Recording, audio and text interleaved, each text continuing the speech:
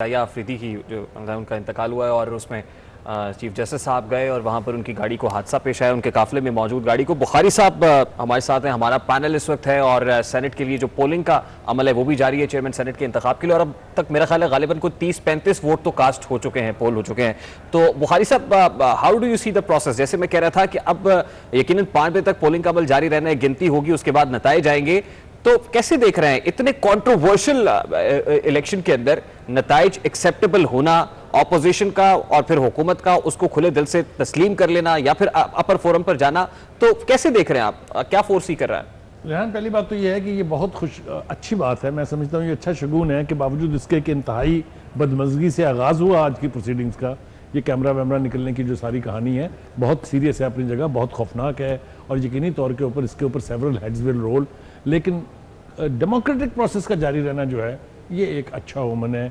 मैं समझता हूँ कि ये इलेक्शन जो हो रहे हैं अब इसकी शफाफियत इसलिए यकीनी हो जाएगी कि इतने बड़े एपिसोड के बाद मेरा नहीं ख्याल कि कोई भी जुर्रत करेगा इसके अंदर कोई गड़बड़ करने की या इसके अंदर कोई गड़बड़ होने देने की। तो मैं समझता हूँ कि जो भी इलेक्शन का रिजल्ट निकलेगा वो यकीनी तौर पर उसको तस्लीम करना पड़ेगा दोनों ही पार्टियों को, चाहे वो हुकूमत है चाहे वो अपोजिशन है। लेकिन चूंकि आपको पता है कि अददी एतबार से opposition is better place than the government, तो रिजल्ट जो है अगर गड़बड़ नहीं होती है कहीं कोई, अगर कोई मंडी नहीं लगी है जिसका हमें अक्सर पता चलता है प्राइम मिनिस्टर साहब से, कीमतें भी वही बताते हैं, कहीं 70 करोड़ कहीं 35 करोड़, चाहे वो बलोचिस्तान है चाहे वो सिंध है, तो इसका रिजल्ट का जो भी निकले वो मेरे ख्याल से पार्टियों को तस्लीम करना चाहिए, क्योंकि इलेक्टोरल प्रोसेस अगर रुक गया तो उससे बहुत खौफनाकी आती है, क्योंकि where the democracy stops that is where the dictatorship comes. तो अल्लाह का शुक्र है कि अगर ये इलेक्टोरल डेमोक्रेसी मस्ट प्रिवेल, बिल्कुल ठीक है। बुखारी साहब, नसीम ज़हरा साहब क्योंकि इस्लामाबाद से हमारे साथ है। नसीम ज़हरा साहब, गुज़श्ता रात तक ये तय नहीं हो पा रहा था कि असल में ऑपोजिशन के पास कुल कितने वोटों की हिमायत हासिल है उनको और जो हुकूमती इत्तेहाद है उनके पास कितने हैं। डिफरेंट सोर्सेज से डिफरेंट नंबर कोट किया जा रहा था। अभी जो हालिया इत्तलात है उसके मुताबिक 51 है जो हुकूमती इत्तेहाद के पास है, एक्सक्लूडिंग इसहाक डार साहब एंड एक्सक्लूडिंग जमात इस्लामी, और दूसरी तरफ 47 का नंबर जो है वो इस वक्त हुकूमती इत्तेहाद के पास है। तो कैसे देखते हैं, अगर ये 4 का फर्क ही है तो इस 4 के फर्क को हुकूमती इत्तेहाद बासानी अबूर कर लेगा या इससे भी ज्यादा होंगे, या फिर ऑपोजिशन अपनी अददी तादाद जो इस वक्त मौजूद है उससे भी ज्यादा गेन करने में कामयाब हो जाएगी? इसका क्या बताएं आपको, ये तो कहना बड़ा मुश्किल है। अभी जैसे बुखारी साहब कह रहे थे, अल्लाह करे जो उनकी बात है वो दुरुस्त साबित हो कि यानी कि कोई मंडी शंडी ना लगे, सब लोग सही तरीके से वोट करें। अभी जो खाना हुआ है दोपहर का पीडीएम को दिया गया, मेरा ख्याल है गफूर हैदरी साहब की तरफ से, उसमें बताया गया था 51 शायद लोग आए थे खाने पे, 50 या 51। तो अब बट ये भी कहते चलें कि खाने पे आना जाना कोई उससे ये नहीं मुतय्यन हो पाता कि असल में कितने वोट डलेंगे। लेकिन इट्स हार्ड टू से, ये नंबर्स तो अगर आप ऑब्वियसली नंबर्स देखें तो नंबर्स तो पीडीएम के, अगर पीडीएम के सब एक जगह वोट करें तो फिर पीडीएम के पास नंबर्स हैं। एक बात मैं कहती चलूँ, अभी आपने रेहान पिछले उसमें घंटे में बात की थी संजरानी साहब की। अवैस कियानी जो हमारे रिपोर्टर हैं उन्होंने मुझे अभी मैसेज भेजा था कि संजरानी साहब उनकी इत्तला के मुताबिक, अवैस कियानी की इत्तला के मुताबिक संजरानी साहब रात को नहीं थे सेनेट में। तो हम तो बड़ा ख्याल करते हैं, आपको पता है कि हमें कहा जाता है बार बार एडिटोरियल टीम से कि जी सीओ की तरफ से कि आप बात जो मुसद्दिका वो करें। तो I think we should double check, क्योंकि हमारे प्लेटफॉर्म से नहीं जानी चाहिए बात अगर मुसद्दिका नहीं है। अवैस कियानी का मुझे मैसेज था कि संजरानी साहब नहीं थे, but ask him to double check. जी बिल्कुल ठीक है, thank you very much for the clarity and let's have him back on stream. मेरा ख्याल अवैस कियानी को दोबारा से लेते हैं, उनके सोर्सेज क्या कह रहे हैं उनसे बिल्कुल जानने की कोशिश करते हैं। अवैस कियानी साहब को मिला लीजिए, हम इफ्तिखार साहब हमारे साथ मौजूद हैं। इफ्तिखार साहब, वही सवाल जो नसीम ज़हरा साहब से साहिबा से कर रहे हैं कि 47 और 51 का बज़ाहिर एक डिफरेंस दिखाई दे रहा है, तो आपको क्या लगता है सर इस तमाम तर कंट्रोवर्सी, इस तमाम तर डिबेट, इस डिस्कशन, इस मुतनाज़े से माहौल के बाद who is going to win this? ख्याल है कि वो लोग जीतने चाहिए जिनके पास वोट ज्यादा है। आइडियली ये जमहूरियत है, यही कॉन्स्टिट्यूशन में लिखा हुआ है, और अगर इसके अलावा कोई रिजल्ट आएगा तो बियॉन्ड कॉन्स्टिट्यूशन होगा, एक्स्ट्रा कॉन्स्टिट्यूशन होगा, एक वायलेशन ऑफ द कॉन्स्टिट्यूशन होगा। और सर अगर कुछ लोग अपने जमीर की आवाज पर वोट यहां से वहां देना चाहें तो इसको कैसे देखते हैं? कि ज़मीर की आवाज़ एक ऐसा सवाल तुमने कर दिया मेरे साथ, इसका जवाब दूंगा तो शायद बुरा लगे। समझानी साहब जब इलेक्ट हुए थे तब ज़मीर की आवाज़ कहाँ से आई थी? और जो ज़मीर ज़मीर ज़मीर खेल रहे हैं, क्या उनको उसका नजर नहीं आया था कि ज़मीर क्या होता है? तो सर फिर कौन सा कॉन्स्टिट्यूशन और कौन सी डेमोक्रेसी सर? सबर भी करो ना, सवाल आपका है।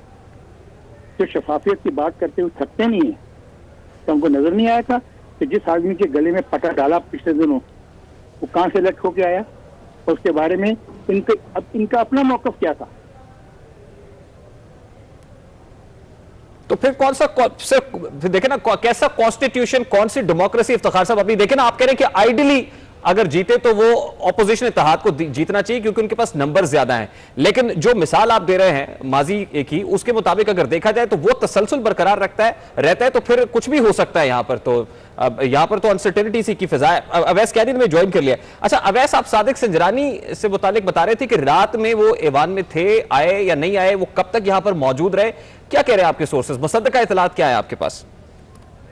देखिए, मैं आपको बताता हूं कि जो हमारे जो क्रेडिबल सोर्सेज हैं उनके मुताबिक रात को यहाँ पर सादिक संजरानी के जो अपने जो बंदे हैं वो यहाँ पर मौजूद है। हमारे जो ज़राए बता रहे थे सादिक संजरानी खुद यहाँ पर नहीं थे, वो चले गए थे।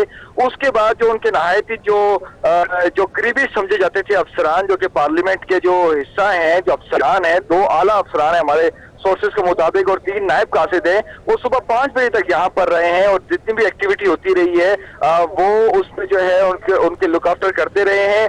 क्योंकि 3 जो नायब कासिद थे वो भी यहाँ पर थे और हमारे साथ सोर्सेज ने यही बताया कि उनके अवैस उनके रोल्स एंड रिस्पॉन्सिबिलिटीज क्या थे और किसने असाइन किया था वो टास्क उनको वहां पर करने के लिए?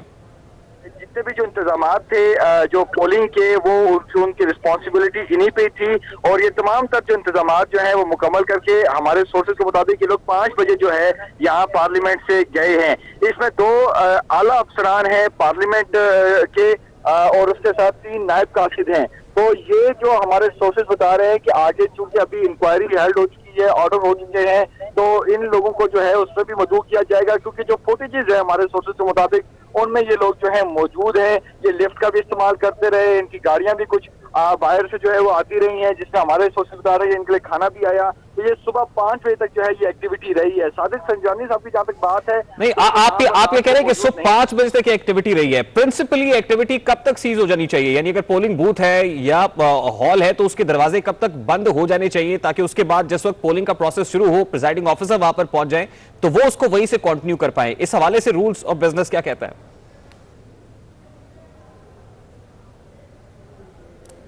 गालिबन अवैस कियानी से राब्ता मुनक़ता हो गया। जी नसीब ज़रा साहब, मेरे ख्याल है अवैस कियानी ने डबल चेक किया और वो आप दुरुस्त फरमा रही थी कि सादिक संजरानी साहब जो अवैस कह रहे थे वहां पर मौजूद नहीं थे, लेकिन उनका स्टाफ वहां पर मौजूद था और सुबह 5 बजे तक वो अपनी ड्यूटीज वहां पर अंजाम देता रहा।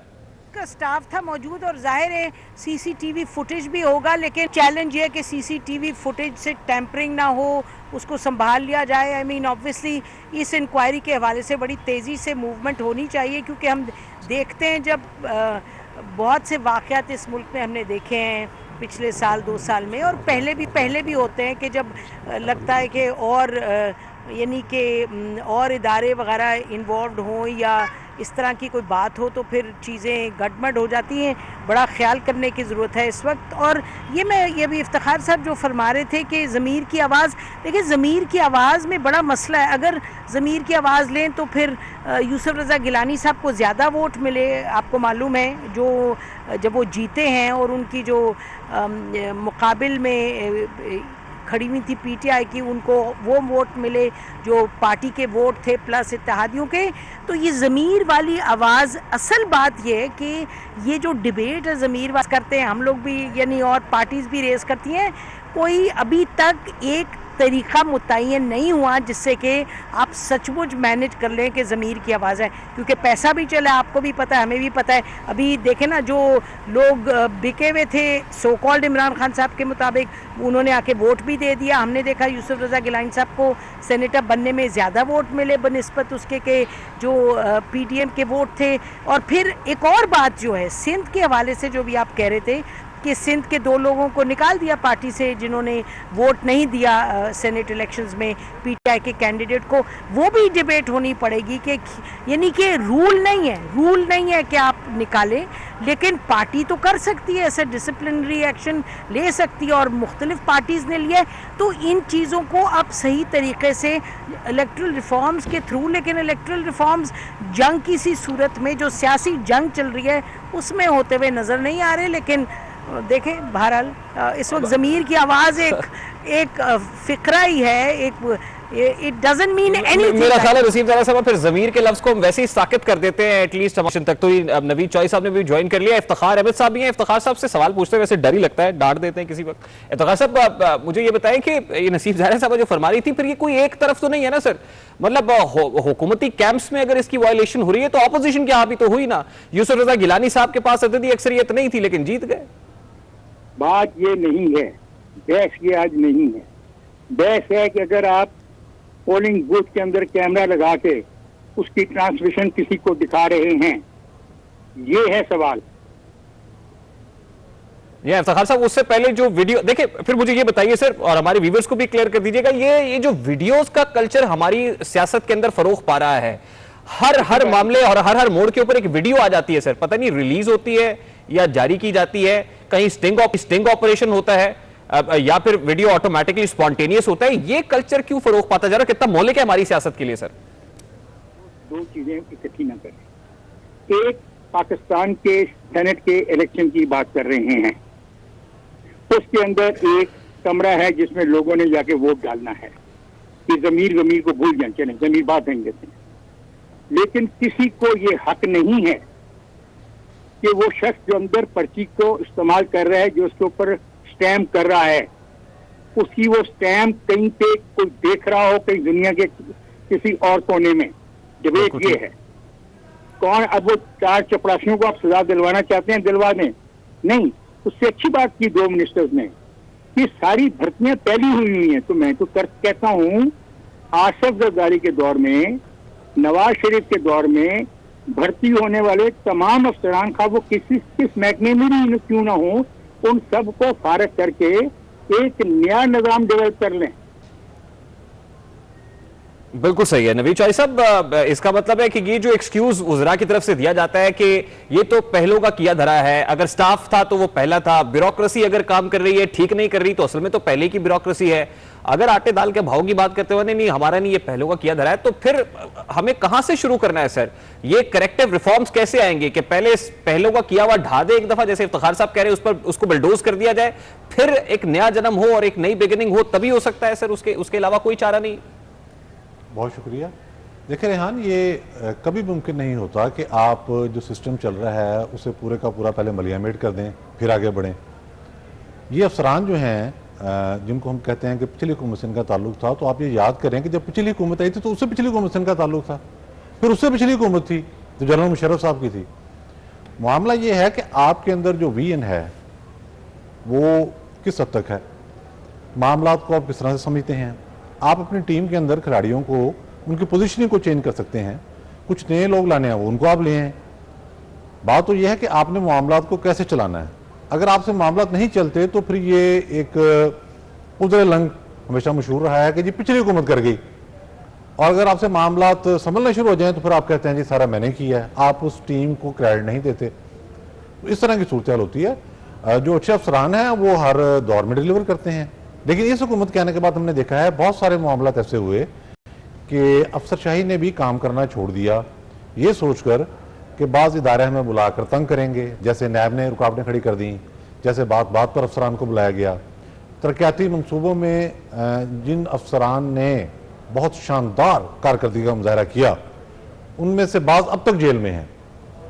उनकी कारकर्दगी सिर्फ पंजाब में नहीं, पाकिस्तान में नहीं, बल्कि बैनुल-अक़वामी सतह पर जो बैनुल-अक़वामी मालियाती इदारे थे जो फंडिंग कर रहे थे उन्होंने भी सराहा कि फलां फलां अफसर ने गैर मामूली कारकर्दगी का मुजाहरा किया, तो हमने उनको भी पाबंदी। अच्छा देखिए नवीद चौई साहब, किसी भी मामले से असल में पहलू तही करने का सबसे आसान तरीका ये होता है कि आप उसको अपने से उतार कर किसी और पर डाल दें। आप ये कह दें नहीं मैंने नहीं किया, ये किसी और नहीं किया। आप ठीक कह रहे हैं कि जहां पर क्रेडिट लेने की बात होती है तो वहां बढ़ चढ़कर आप क्रेडिट लेते हैं, लेकिन जहां तक ये मामला है, या कैमरास नजर आना पोलिंग बूथ के अंदर, ईवान के अंदर कैमरास की तनसीब होना, onus is on the government, यानी उनके ऊपर रिस्पॉन्सिबिलिटी है। उन्होंने ये मामला, क्योंकि उनके पास एजेंसीज हैं, उनके पास तमाम तहकीकाती इदारे हैं कि वो इंटेरोगेट करें।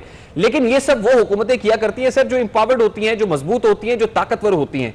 क्या पाकिस्तान तहरीक इंसाफ हुकूमत जो चेयरमैन और डेप्यूटी चेयरमैन सेनेट के लिए अपने कैंडिडेट नहीं ला सकती, क्या वो इसको इंटेरोगेट करके, तहकीकात करके जिम्मेदारान को करार वाकई सजा दिलवा सकती? देखें, अगर तो वो इसमें मुलव्वस नहीं है तो उन्हें फिर बेखौफ होकर तहकीकात करानी चाहिए। इसमें अब छुपा तो कुछ रह नहीं गया। कैमरे वहां से बरामद हुए हैं, सिक्योरिटी के इंचार्ज साहब ने कल चार्ज संभाला है, वो मौसूफ कौन है, किस इलाके से उनका ताल्लुक है, उनका सर्विस बैकग्राउंड क्या है, वो सामने है, किसने उनको लगवाया, सारे मामला जो हैं ये ओपन है। इसमें कोई, ये ओपन एंड शट केस है। अगर तो तहरीक इंसाफ इसमें मुलव्वस नहीं है तो वो उनको सामने ले आए, ये कौन सी बात है। लेकिन मैं आपको एक बात बता दूं, ये पिछले 3 दिन से बिलखुसूस जो कुछ हो रहा है, जिस तरह से अरकान सेनेट को, मैं अल्फाज जो इस्तेमाल कर रहा हूं जिम्मेदारी से कर रहा हूं, कस्टडी में रख के उनकी निगरानी की गई, पंजाब हाउस में ले जाया गया, उनको बंद कर दिया गया, वहां मोबाइल फोन तक उनसे ले लिए गए। नहीं, लेकिन सलीम बुखारी साहब, ये बात जो नवीद चौधरी साहब कर रहे हैं, ये कोई नई बात तो नहीं है सर। हमारे यहाँ छांगा मांगा का वर्ड सियासत के अंदर जो है वो अक्सर बोला जाता है। तो ये छांगा मांगा की सियासत की बुनियाद कौन रखी, और फिर उसके बाद कैसे तसलसल के साथ ये मामला आज भी चल रहा है? तो कुछ चीजें तो नई नहीं है ना सर, ये तो बड़ी पुरानी है।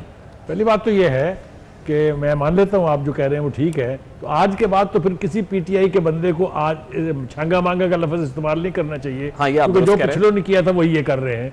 देखिए, मैं आपकी तवज्जो एक तरफ दिलाना चाहता हूँ। ये साबित हो गया कि रात को जो स्टाफ वहाँ था वो संजरानी साहब के चहेते लोग थे, और उन्हीं के जो स्टाफ के 5 लोग थे वो सारी रात यानी 5:15 बजे सुबह तक वहाँ रहे हैं। लिहाजा ये कहना कि वो मुस्लिम लीग के भर्ती किए हुए थे या पीपल्स पार्टी के भर्ती किए हुए थे, ये बकवास तो हो गई खत्म।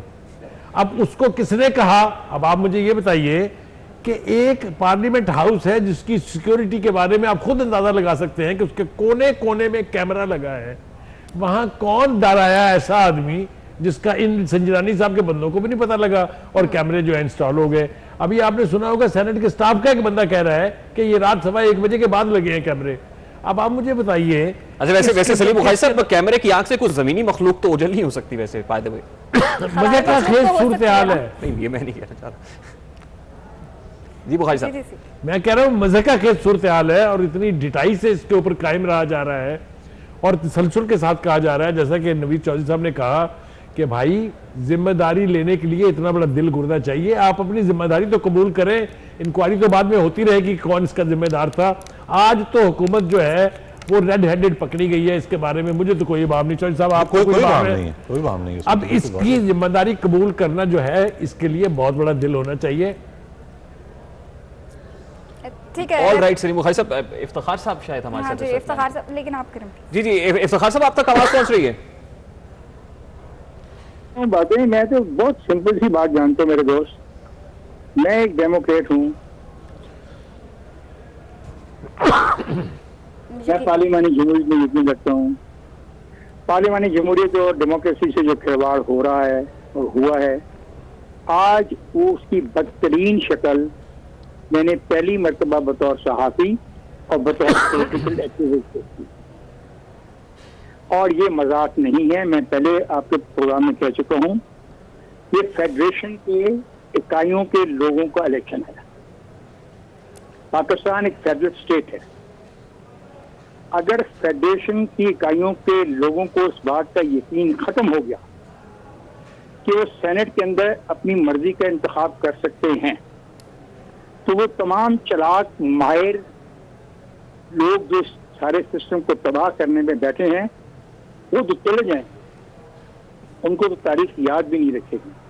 लेकिन जो गलती आज कर जाएंगे, इसका खमियाजा मेरी आने वाली नस्ल भुगतेगी।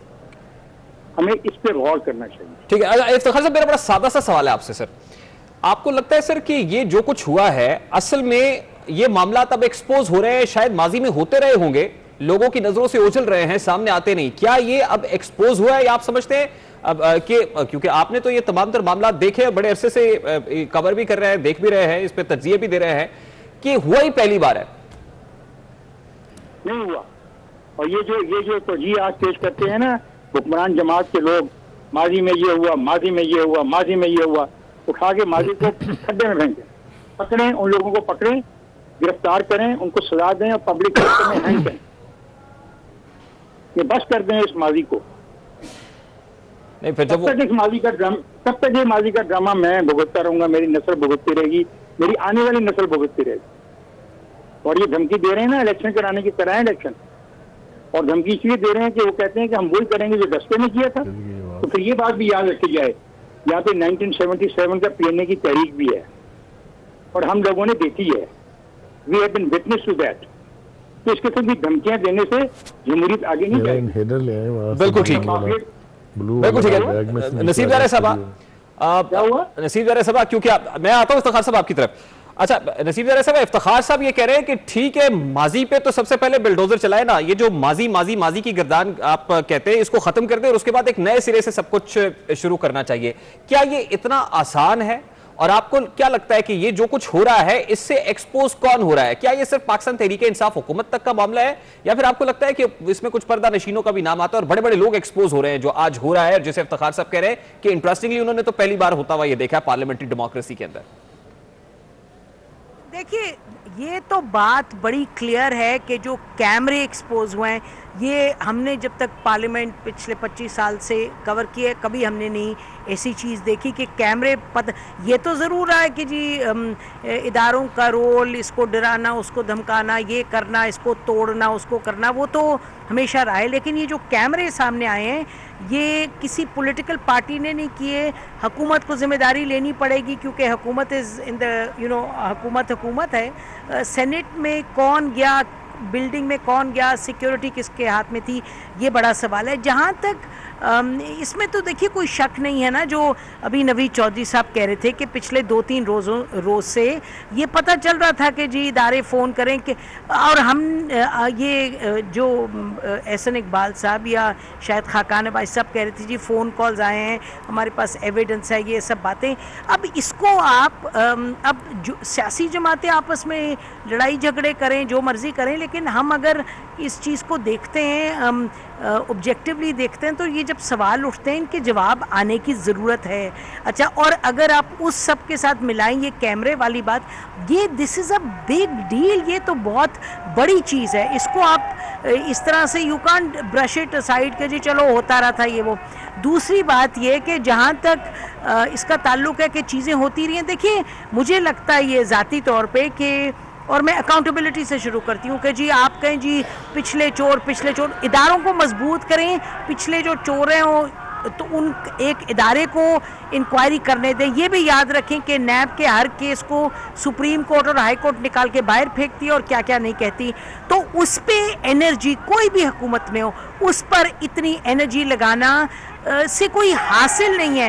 ये नहीं कि हम कह रहे हैं कि चोरी करो, हम तो कहते हैं भाई इदारों को मजबूत करेगा कौन? देखिए आपके पर्सपेक्टिव के अंदर पार्लियामान है, पार्लियामान सुप्रीम है, हुकूमत करेगी। देखिए हुकूमत ही करेगी ईवान के साथ मिलके, पार्लियामान के साथ मिलके।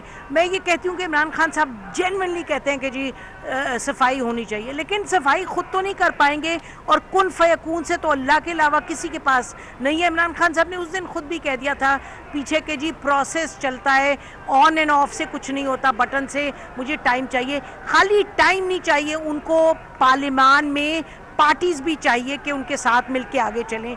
तो मुझे लगता है कि हम एक भंवर में फंस गए हैं, पुरानी बातें उससे, अब ये नई बात तो नहीं है। अब ये देखें, अब ये कहना शुरू कर दें कि जी जो वहाँ अंदर सेनेट में लोग थे, पुरानी हुकूमत ने उनको किया था एम्प्लॉय, तो पुरानी तो पीडीएम को मदद करने के लिए, ड्रामा करने के लिए उन्होंने कैमरे लगा दिए। This is stretch of N imagination जो कि मेरी तो समझ से बाहर है। इसलिए हम कहते हैं कि इंक्वायरी हो, वो सही तरीके से आगे बढ़े। कह सकते हैं पता नहीं होगी या नहीं, लेकिन माजी की बात नहीं है। माजी के हमाम में सब गंदे हैं, सब गंदे हैं। मैं बार बार कह रही हूँ, सारी खाली पॉलिटिकल पार्टीज नहीं, इदारे भी गंदे हैं। बिल्कुल ठीक है। और मेरा ख्याल है कि माजी के अगर वेज को, जी बुखारी साहब कहना चाह रहे हैं आप? मैं कह रहा हूँ नसीम ज़ारा साहब ने जो ये बात की है कि सिर्फ सियासतदानों को ही गंदा करार न दें, माजी में और भी बाकी सारे इस इमाम में नंगे थे। बिल्कुल ये ठीक तो है। बात मैं 100% एंडोर्स करता हूँ, नसीम ज़ारा साहब ने बिल्कुल अब ठीक ये कहा जो है। बिल्कुल ठीक है बुखारी साहब, अगर ये माजी की बातों को मेंड करना है या नए तरीके से लेके चलना है तो ऑब्वियसली वो बाय द बुक ही होगा, किसी ना किसी कोड को फॉलो करना पड़ेगा, और वो कोड जो है मेरा ख्याल है कि वो कॉन्स्टिट्यूशन ऑफ पाकिस्तान है, आइन के तहत होगा जो कुछ होगा। लेकिन क्या आइन में अगर कोई अमेंडमेंट है तो वो करने के लिए हुकूमत और ऑपोजिशन, तो उनके इस नजरिए को तकवीयत नहीं मिल रही इस सूरत हाल पे? ये तो आपने बहुत ही मोहताज स्टेटमेंट दिया। तकवीयत नहीं मिल रही है, बल्कि वही जो कुछ चाह रहे हैं वही कुछ तो सब कुछ हो रहा है। मैं एक्चुअली तो इससे बढ़ के तकवीयत तो कुछ कह नहीं बहुत ही सकती। लाइट वर्ड है, आपने बहुत मोहताज लफ्ज इस्तेमाल किया, शायद ठीक भी है। ये देखिए, गुजारिश ये है कि ये करता कौन है?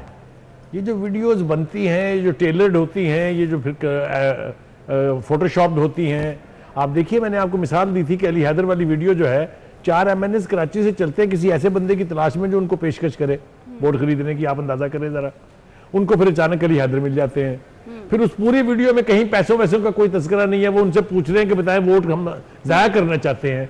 ये इसको स्टिंग ऑपरेशन कह के आप प्राइम मिनिस्टर साहब से जाके शाबाश ले लेते हैं, और खुदा के वास्ते और दुनिया उसके में खिलाफ कहाँ कोई होता है कार्रवाई ये? भी सामने नहीं आई है जी, उसके उनके उन एमएनएस के खिलाफ भी कोई कार्रवाई अमल में नहीं लाई है। वो अपनी तरफ से हीरो अमल में नहीं लाई, शाबाश दी प्राइम मिनिस्टर साहब ने अपने चैम्बर में बुला के उनको। बिल्कुल बिल्कुल। तो जहां ये सब कुछ होता है, ये सारी वो हरकत है जो पीटीआई की हुकूमत को और उनके कप्तान साहब को एक्सपोज कर रही हैं कि वो दावे कुछ करते थे, अमल उनके कुछ है।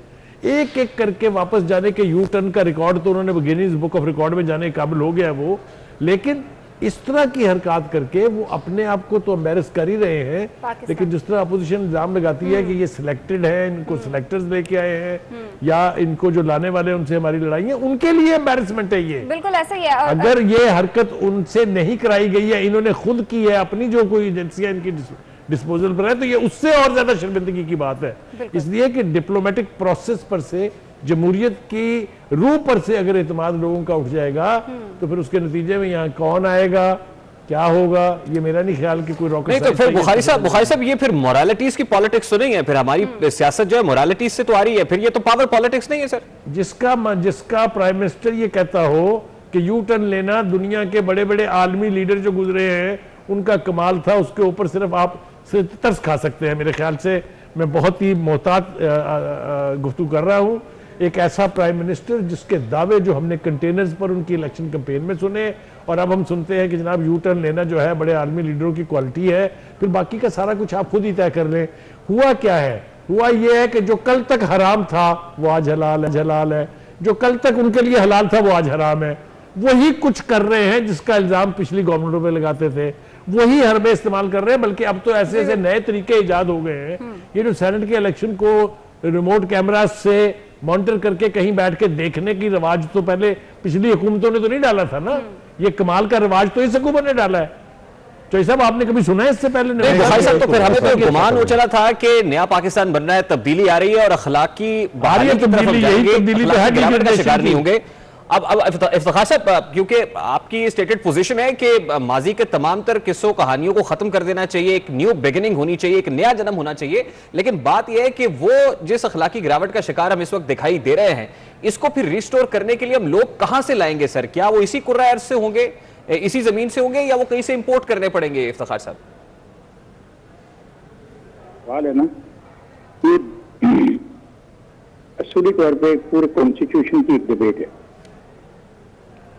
कॉन्स्टिट्यूशन ने इसीलिए बनाया था 1973 में, उसमें तयन कर दिया गया था अदारों का, उनके इख्तियारात का, उनकी सिलेक्शन का, उनके अपॉइंटमेंट का, उनकी टर्मिनेशन का, उनकी तनख्वाह का, ये तय हो चुका है। अब मसला ये है कि मैं खुद करप्शन के खिलाफ हूं। जब से मैं पैदा हुआ, मैं जिस पार्टी का फाउंडर मेंबर था वो सोशलिज्म की हमायत करती थी, सरमायादारों और जागीरदारों की वो मुखालफत करते थे। हम उस तमाम जराए आमदन के खिलाफ हैं जो हराम के जरिए कमाए जाएं या उनको कमाने में हराम इस्तेमाल हो। लेकिन सवाल है कि ये बात सब पर इतलाक होता, ये अभी आज की जितनी डिबेट हम पिछले 2-2.5 घंटे में से कर रहे हैं, ऐसी सी बातें आ रही हैं आपके सामने, इसका जवाब किसी को देना ही नहीं देना। एक दूसरी बात है कि चले 2-3 साल तो गुजर गए, 2 साल भी गुजर जाएंगे, 3 धमकियां नहीं आएंगी। नंबर 1, मैं इलेक्शन करा दूंगा। इलेक्शन कराने की धमकी देते हुए अपने उसने करीब 3 दोस्तों को कहा कि फिर मैं जिम्मेदार नहीं हूंगा, जो बैठे हुए हैं लंदन में वो आपके साथ क्या शुरू करेंगे। 2 नंबर 3 उसने अपने दोस्तों को कहा कि दस्ते में इलेक्शन मैं देखता हूँ कैसे हम हारते हैं। 2 3 फिर उसने अटैक किया इलेक्शन कमीशन ऑफ पाकिस्तान और उसके रवैये पे। 3 फिर एक दिन ऑडिटर जनरल ऑफ पाकिस्तान की रिपोर्ट आई और प्राइम मिनिस्टर ऑफ पाकिस्तान ने ऑडिटर जनरल ऑफ पाकिस्तान की रिपोर्ट के इन ख्यालात का इजहार किया कि उसमें वो पैराग्राफ शामिल किए गए हैं जिसमें उनके महकमों को करप्शन नहीं दी गई, पैसा नहीं दिया गया। मेरे दोस्त, ये मुल्क है।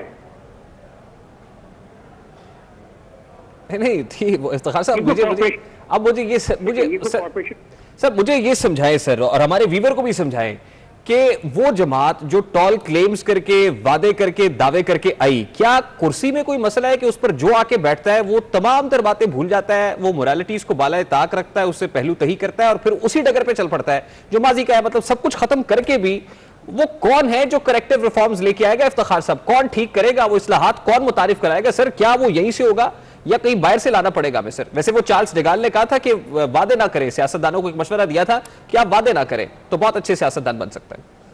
मैंने तो मसले का हल दे दिया है। 1100 करप्ट आदमियों को पकड़ो,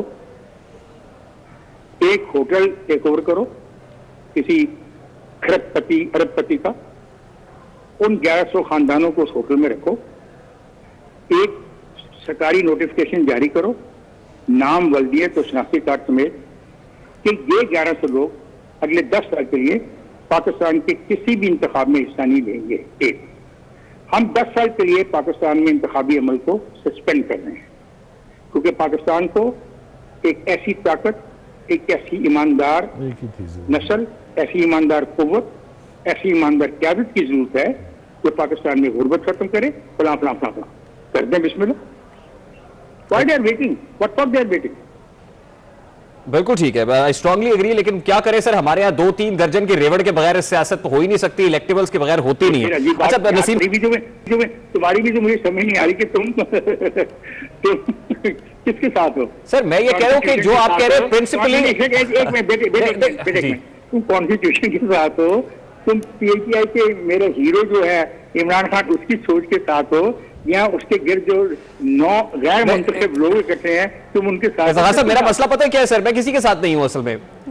मैं तो एक जर्नलिस्ट हूँ सर, इतना सा तालिब इल्म हूँ, इसलिए मैं तो डिस्टेंस ही रखता हूँ सर किसी भी सियासी जमात से अपने आप को। मैं नहीं चाहता कि किसी सियासी जमात के कोई इंप्रेशन हम यहाँ बैठ के। दोस्त एक सेकंड, बुरा ना मनाना मेरी बात का, बुरा ना मनाना। कभी पहले मनाया गैर जानबदार, nobody is गैर जानबदार। You and I both vote for some party, and once we go and vote for some party, we are party, and we can't say कि we are गैर जानबदार। चले अब आप बात करें। अच्छा चले नसीब ज़ाहिर साहब, आप इस वक्त क्योंकि वफाकी दारुल हुकूमत में हैं, आपके पर्सपेक्टिव के अंदर पार्लियामान है, वो मुकद्दस इदारा है, उसकी सैंक्टिटी सर आंखों पे है, उससे सुप्रीम कोई नहीं है। अच्छा मुझे ये बताएं मैडम कि वो जो सेक्रेट बुक है जिसे हम कॉन्स्टिट्यूशन कहते हैं, why are we so reluctant और why are we scared from that book? हम उसको भागते हैं जब कॉन्स्टिट्यूशन की बात आती है, हम उसको एक तरफ रखते हैं, हम ऑर्डिनेंसेस की बात करते हैं, हम पार्लियामान को एक तरफ रखते हैं, हम पार्लियामान से बाहर पार्लियामान लगाने की बात करते हैं। Why is it so?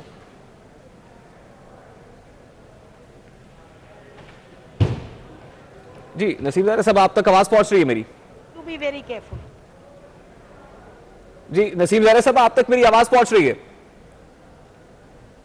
जी मेरा ख्याल है उनसे जी नसीम ज़ाहिर साहब, आवाज आ रही है आपको? आवाज आ रही है आपकी? जी मैं आपसे ये जानने की कोशिश कर रहा था क्योंकि आप वफाकी दारुल हुकूमत में हैं, रेड जोन है, मतलब जो पार्लियामान आपके पर्सपेक्टिव के अंदर है। मुझे बताइएगा कि जो हमारी सेक्रेट बुक है पॉलिटिक्स के अंदर, मतलब कॉन्स्टिट्यूशन ऑफ पाकिस्तान है, दस्तूर पाकिस्तान से हम दूर क्यों भाग रहे हैं? हम ऑर्डिनेंसेस की बात करते हैं, हम ईवान से बाला रहकर फैसले करने की बात करते हैं, कॉन्स्टिट्यूशन से निकलकर खेलने की बात करते हैं, यह रिवाज क्यों फरोख पा रहा है? आपको क्या दिखाई देता है?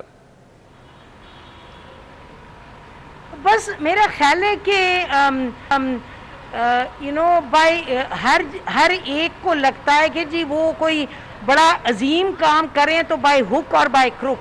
मेरा ख्याल है कि कहीं लगता है कि जी जो आइन के कवानीन है वो बंदिश ज़्यादा लगाते हैं, कहीं ये लगता है कि जी हमारा काम बड़ा ज़बरदस्त है, जो मोटिवेशन है वो बड़ी ज़बरदस्त है, तो आइन आड़े आता है। तो इस वजह से आप कभी कोर्ट में जाते हैं, कभी कुछ करते हैं। और हमने देखे ना, इन द पास्ट हमने पाकिस्तान में कॉन्स्टिट्यूशनल डिक्टेटरशिप भी देखी है, यानी कि नवाज शरीफ साहब को भी हमने देखा इन द पास्ट, वो क्या करते रहे हैं। और भी हमने हुकूमतें देखी जाके आइन से बाला बाला फैसले होने की कोशिश की गई, अमीर अल मोमिनीन बनने की कोशिश की गई। तो ये एक मैं फिर वो कहूँगी जो पहले मैं इफ्तिखार साहब जब फरमा रहे थे तो मैं उस पर कह रही थी कि कितना हम जाएंगे पीछे पीछे, लेकिन पिछली बात को अगर हम छोड़ दें, और अगर, क्योंकि मुझे मालूम है, अगर मैं कहूँगी कि जी इस वक्त इमरान खान साहब को लगता है कि वो बात जो कर रहे हैं वो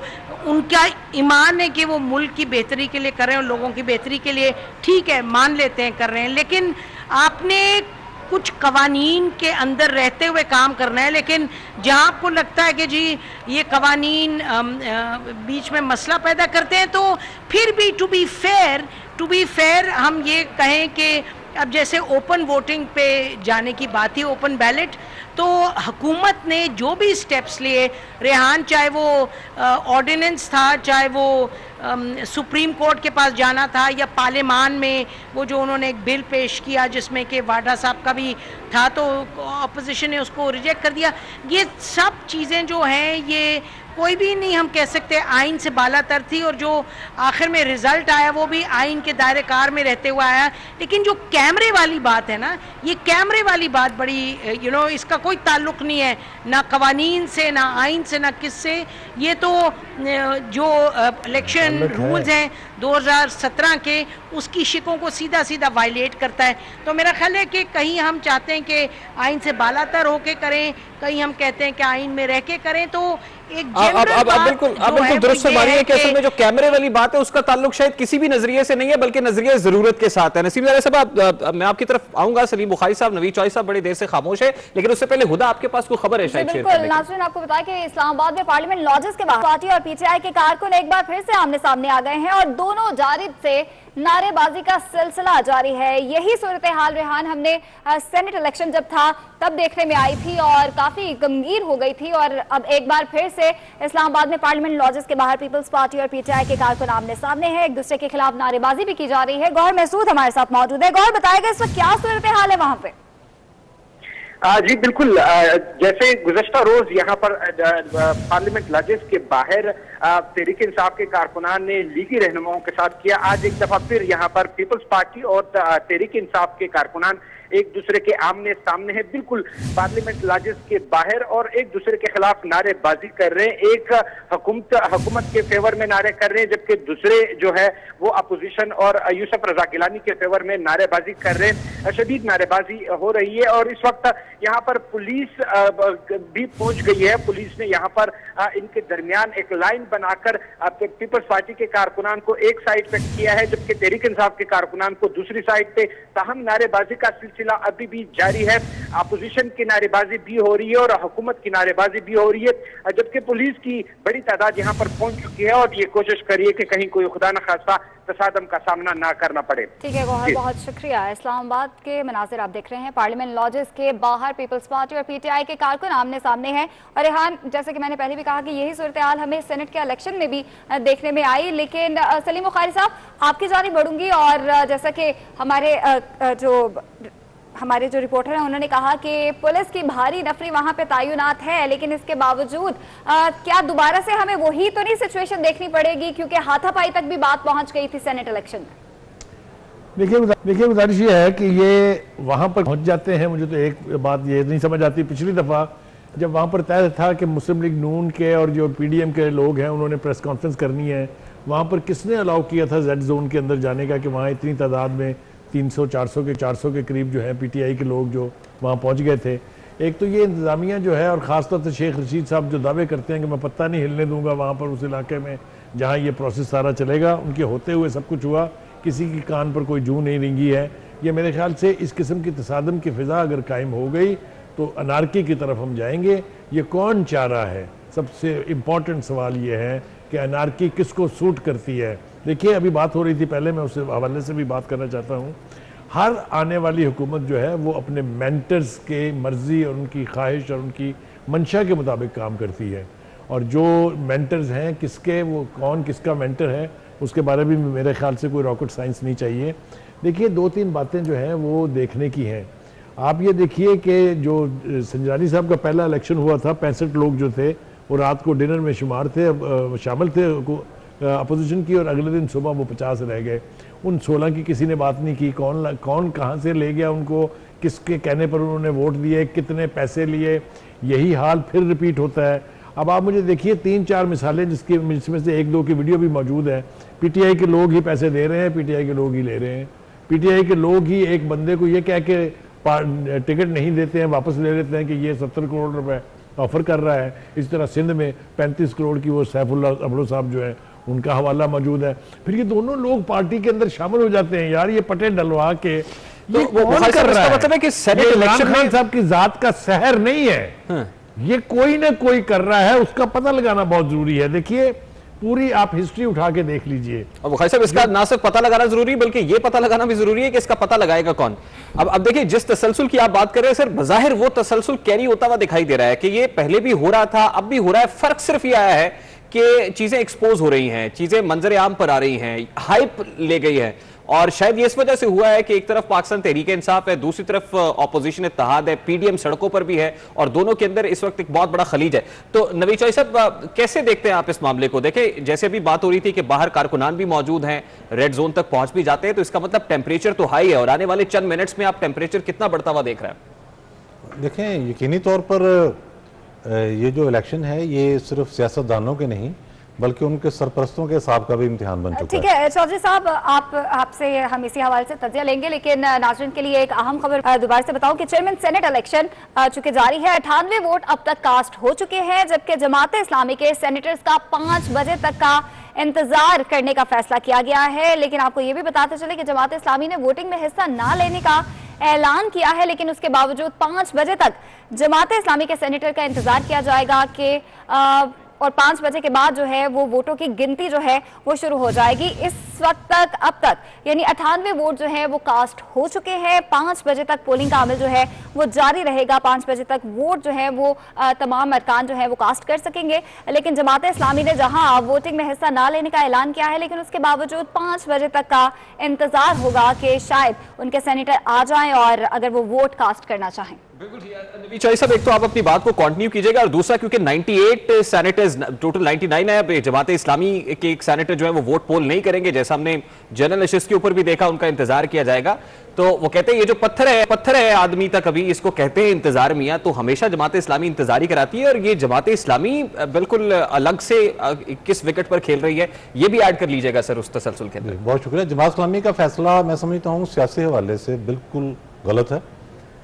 आपके पास वोट है और ज़ाहिर है इलेक्टेड मेंबरान से वोट लेके ही आपका सेनेटर बना है, तो इस वक्त मुल्क जिन हालात में है और उसमें ना भी हो तो आपकी ये जमहूरी जिम्मेदारी है। और ऑपोजिशन बेंचेस पर बैठते हुए ऑपोजिशन के साथ नहीं है। हाँ, ये बाइकाट कर देना और ये कह देना जी पीडीएम और पीटीआई एक जैसे हैं, ये तो देखें, ये तो फिर आप सियासत छोड़ दें। अगर आप आज वोट देने ही रहे तो कल को मांगेगा भी ना। तो बात तो ये है कि ये तो किसी तरह से भी जमहूरी अमल नहीं है। वोट तो आपको देना चाहिए था और उनको आना चाहिए था। मैं समझता हूँ इसको तो मेरे ख्याल से जॉर्ज साहब अगर आप इजाज़त दें तो जिस तरीके की तकारीर वो करते रहे हैं सिराजुल हक साहब पिछले दिनों में, खालिस्तान अपोजिशन का लबो लहजा है उनका, हुकूमत को वो इस तरह का मुजरम ठहरा रहे हैं कि आप तसव्वुर नहीं कर सकते। और अब अगर वो वोट नहीं देते हैं तो इसका मतलब है या वो पहले गलत कह रहे थे और या आज वोट ना दे के गलत कर रहे हैं। ये डेमोक्रेटिक चॉइस नहीं है, this is a democratic responsibility कि वो वोट जो है जो उन्होंने इलेक्टेड लोगों के वोट से सेंटर बना है वो आज आके अपनी जिम्मेदारी जो है उसको निभाएं। क्योंकि अदरवाइज अगर आज वो वोट नहीं देते हैं, वो कहते हैं ना खामोशी नीम रजामंदी जो है, तो इसका मतलब यह है कि वो हुकूमत के साथ है, उनकी वो सारी तकरीरें जो है जो वो अब तक करते रहे। और बुखारी साहब आपसे कुछ देर पहले इफ्तिखार साहब जो मशवरा मुझे दे रहे थे कि कोई भी जो है वो गैर जानिबदार नहीं है, तो मेरा ख्याल वही मशवरा इफ्तिखार साहब को जमात इस्लामी को भी देना चाहिए। क्यों इफ्तिखार साहब क्या कहिएगा?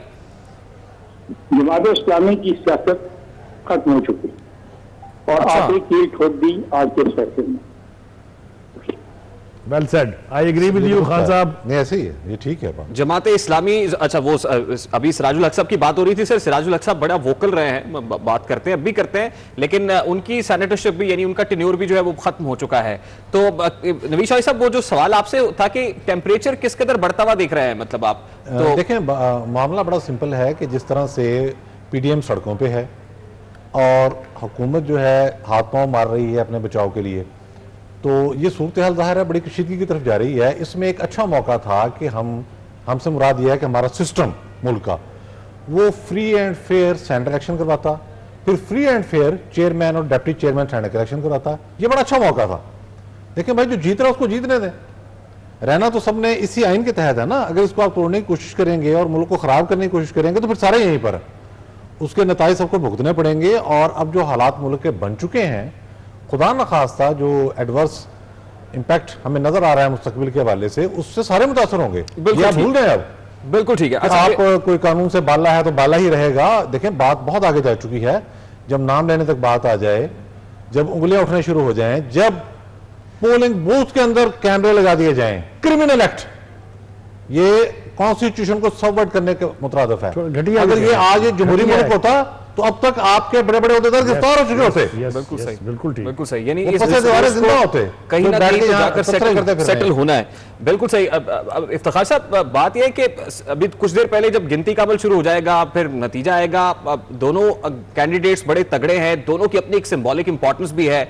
व्हाट इफ गिलानी विंस और अगर संजरानी साहब जीत जाते हैं तो इन दोनों का मतलब क्या होगा? मतलब रात को जुबैर साहब हमारे साथ प्रोग्राम में थे, वो कहते हैं कि गिलानी साहब जीत भी जाते हैं तो जो पीडीएम जिस तरह से गियर्ड अप है और जो हमारा विजन और मिशन है, उसके अंदर कहीं भी हमारे पाया इस्तकलाल के अंदर कहीं लग्जिश नहीं आएगी किसी जगह पे, बल्कि हम आगे ही बढ़ेंगे। तो हाउ डू यू सी कि अगर गिलानी साहब जीत भी जाते हैं तो पाकिस्तान डेमोक्रेटिक मूवमेंट जो है वो मजीद उसको आगे बढ़ाएगी या फिर इन हाउस चेंज की तरफ जाएंगे जैसे पाकिस्तान पीपल्स पार्टी कह रही है?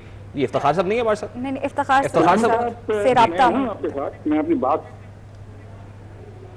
ठीक है, टाइम खत्म होने वाला है और बस हमारे पास कुछ ही टाइम रह गया। और लेकिन फ्यू सेकंड्स का अगर कमेंट इफ्तिखार साहब का आए तो वर्क ठीक।